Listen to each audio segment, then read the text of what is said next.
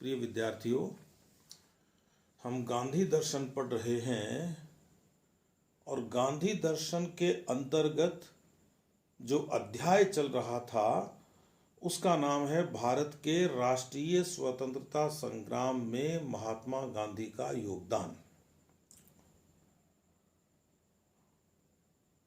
इस पाठ के सिलसिले में हम बहुत बार मिल चुके हैं, हमने बहुत बातें की हैं और आज हम राष्ट्रीय स्वतंत्रता संग्राम में महात्मा गांधी के योगदान पाठ की अंतिम कड़ी पढ़ रहे हैं। इसके बाद गांधी दर्शन के जो केंद्रीय विषय हैं उन पर आएंगे।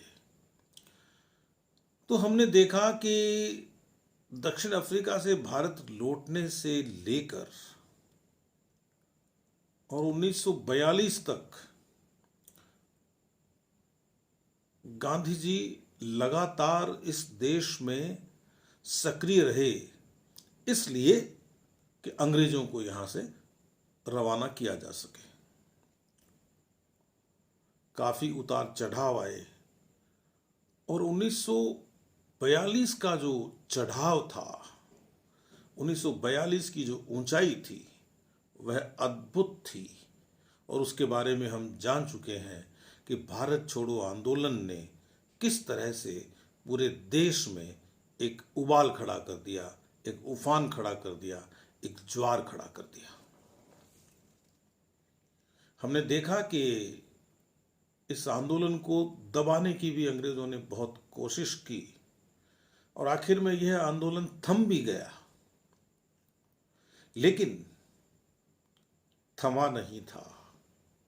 लोगों के दिलों में अंग्रेजों को इस देश से भगा देने का जो जज्बा था, भगा देने की जो आग थी, वह आग पूरी तरह से भड़की हुई थी। हाँ, वह सड़कों पर नहीं थी, लोगों के दिलों में थी। सड़कों पर जो आग भड़की हुई थी वह अंग्रेजों ने अपने दमन से लगभग शांत कर दी थी।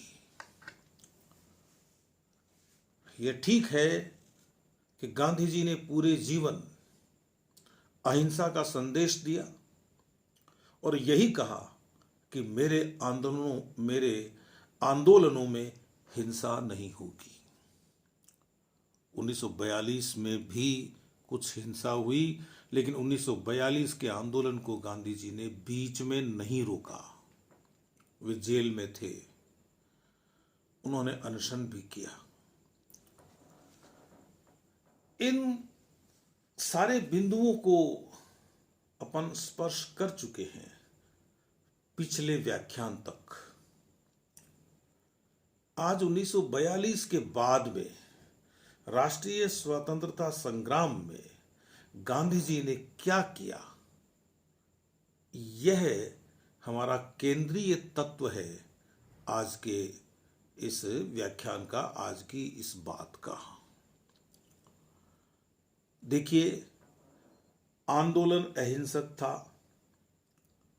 या यूं कहिए कि आंदोलन का आह्वान किया गया था 1942 में भारत छोड़ो। तब आंदोलन के साथ साथ अहिंसा का भी आह्वान था। गांधी जी के करो या मरो के नारे का मतलब हिंसा नहीं था।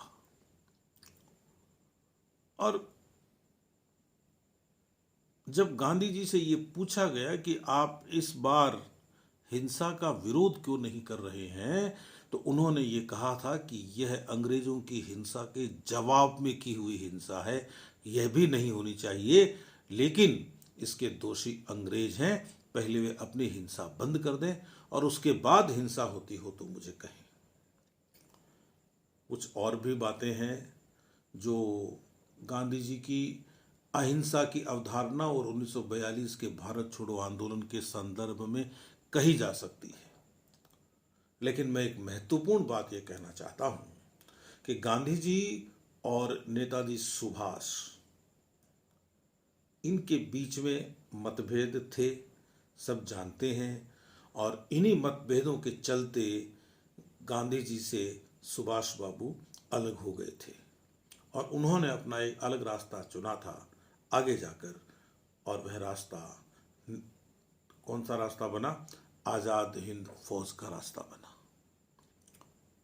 आज़ाद हिंद फौज का जो आह्वान था भारत से, दुनिया से, वह भी यही था कि अंग्रेज़ों को हिंदुस्तान से चले जाना चाहिए और यदि वे सीधे तरीके से नहीं जाएंगे तो उनको यहाँ से भगा दिया जाएगा, भले ही इसके लिए हिंसा करनी पड़े। जो रेखांकित करने वाली बात है वह यह है कि भारत छोड़ो आंदोलन से आज़ाद हिंद फौज को भी एक नई ताकत मिली, एक नया जोश मिला। स्थान स्थान पर ब्रिटिश विरोधी प्रदर्शन हुए। मलाया में भी अंग्रेजों के खिलाफ एक प्रदर्शन हुआ। कई बातें हैं, लेकिन एक और भी बात महत्वपूर्ण है इस संदर्भ में। यह तो महत्वपूर्ण है ही कि आज़ाद हिंद फौज को बल मिला, उसमें भी काम करने वाले जो सिपाही थे वे भारतीय ही तो थे। और भारत में जब इतना बड़ा आंदोलन खड़ा हुआ 1942 जैसा, तो उनका भी तो जोश बढ़ेगा। तो यह तो सीधी और सरल बात थी, लेकिन बात थी रेखांकित करने वाली। जो दूसरी बात मैं कहना चाहता हूं वह यह है कि अपने मतभेदों के चलते गांधी और सुभाष ने कभी मनभेद उत्पन्न नहीं किया। आप देखिए कि जुलाई 1944 में सुभाष चंद्र बोस ने आज़ाद हिंद रेडियो पर बोलते हुए गांधी जी को किस तरह से संबोधित किया। उन्होंने कहा कि भारत की स्वाधीनता का आखिरी युद्ध शुरू हो चुका है। राष्ट्रपिता भारत की मुक्ति के इस पवित्र युद्ध में हम आपका आशीर्वाद और शुभकामनाएं चाहते हैं। आज की राजनीति को अपन देखें तो एक विरोधी का इस तरह का संबोधन नहीं मिलता। राष्ट्रपिता संबोधित किया सुभाष ने गांधी को।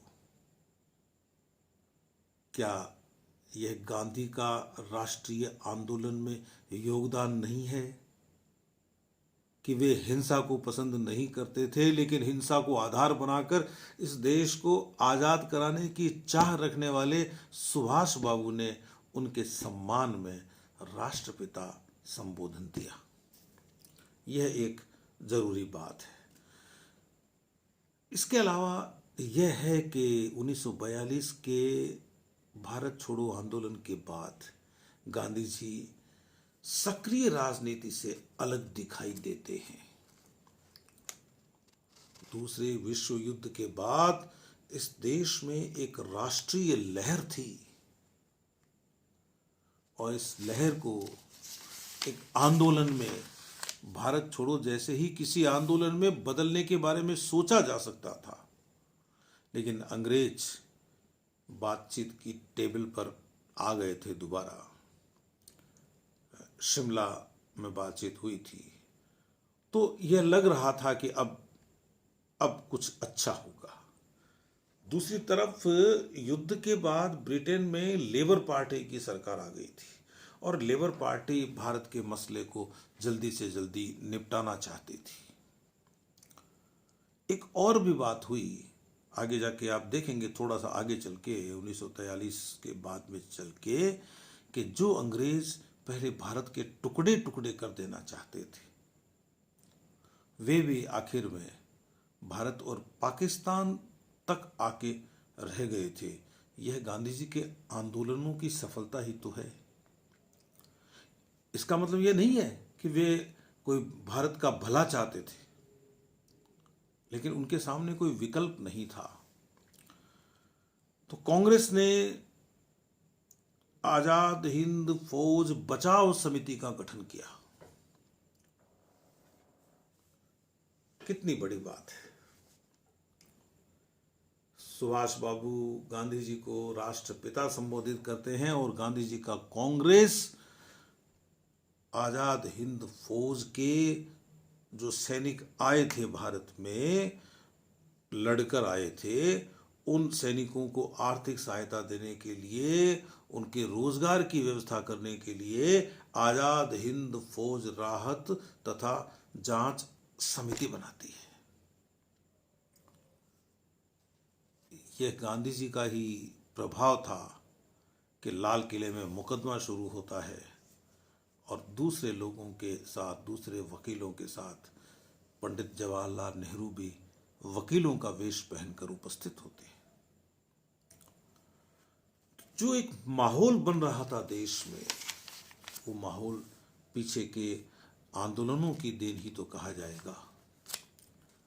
तो ये जो अब तक की जो प्रगति है गांधी जी की इस राष्ट्रीय आंदोलन की, यह प्रगति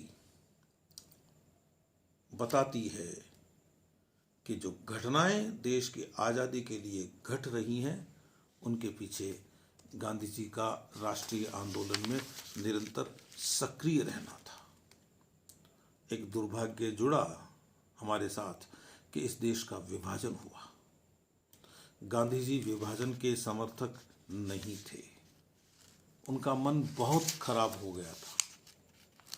उन्होंने एक जगह कहा भी था कि मेरी तो इच्छा थी कि मैं 125 साल तक जीऊं, लेकिन अब मेरा मन करता है कि मैं मर जाऊं। तो इतने दुखी थे गांधी जी देश के विभाजन से और देश के विभाजन से पूर्व इस देश में हुए सांप्रदायिक दंगों के कारण। लेकिन गांधी जी ने अपने आप को भले ही राजनीति से, सक्रिय राजनीति से थोड़ा विलग कर लिया हो, लेकिन वे सक्रिय पूरे समय थे, वो समाज के बीच में सक्रिय थे। स्थिति ऐसी बन गई थी कि गांधी जी के सामने भी विभाजन को स्वीकार करने के अलावा कोई विकल्प बचा नहीं था। क्यों? क्योंकि गांधी जी ने पूरा प्रयास कर लिया था, कांग्रेस ने पूरा प्रयास कर लिया था कि इस देश के मुसलमानों को राष्ट्रीय आंदोलन की धारा में शामिल कर लिया जाए। लेकिन मुस्लिम लीग के रूप में एक ऐसा संगठन खड़ा हो गया था जो यह नहीं होने दे रहा था, और उसको जिन्ना जैसा नेता मिल गया था जिसने यह होने नहीं दिया। तो धीरे धीरे सत्ता के हस्तांतरण की बातें होने लगी और गांधी जी ने बड़े भारी मन से इस विभाजन को स्वीकार किया था। लेकिन उन्होंने एक बात कही थी कांग्रेस कार्य समिति में। उन्होंने कहा था कि निश्चित रूप से विभाजन की स्थिति है, विभाजन को हम मान लेते हैं, लेकिन हमारी कोशिश यह होनी चाहिए कि हम कभी यह विभाजन रद्द करवा सकें। ये थे गांधी जी। तो गांधी जी की स्थिति क्या थी आजादी के समय? क्या उन्हें प्रसन्नता थी? इस प्रश्न का उत्तर देना बड़ा कठिन है। एक खंडित आजादी को प्राप्त करके आजादी का एक नायक, नायकों का भी नायक कैसे प्रसन्न हो सकता था? उसने तो यह कभी सोचा भी नहीं था कि यह देश इस रूप में आजाद होगा। वे सोचते थे कि अंततोगत्वा चीजें ठीक हो जाएंगी। लेकिन 4 जून 1947 को अपनी प्रार्थना सभा में उन्होंने कहा था कि कांग्रेस ने विभाजन को इसलिए स्वीकार किया कि लोग चाहते थे, और कांग्रेस के पास वह शक्ति है कि वो लोगों की नब्ज पढ़ ले, लोगों की नब्ज पहचान ले। तो गांधी जी ने इसे स्वीकार तो कर लिया, लेकिन मैंने जैसे कहा कि 14 जून 1947 को अखिल भारतीय कांग्रेस समिति की बैठक में गांधी जी ने अपने कदमों में ताकत पैदा की कि वे बैठक में जा सके, और एक वक्तव्य दिया, एक भाषण दिया कि यह हमारी आज की अनिवार्यता है, यह एक तात्कालिक अनिवार्यता है और हम इसे इस अनिवार्यता के चलते स्वीकार कर रहे हैं, लेकिन हम इसको मन से स्वीकार न करें, हम इसको हृदय से स्वीकार न करें, हम इसको मस्तिष्क से स्वीकार करें और इसे निरस्त करने का एक दीर्घकालिक कार्यक्रम बनाएं। जब भारत आजाद हो रहा था,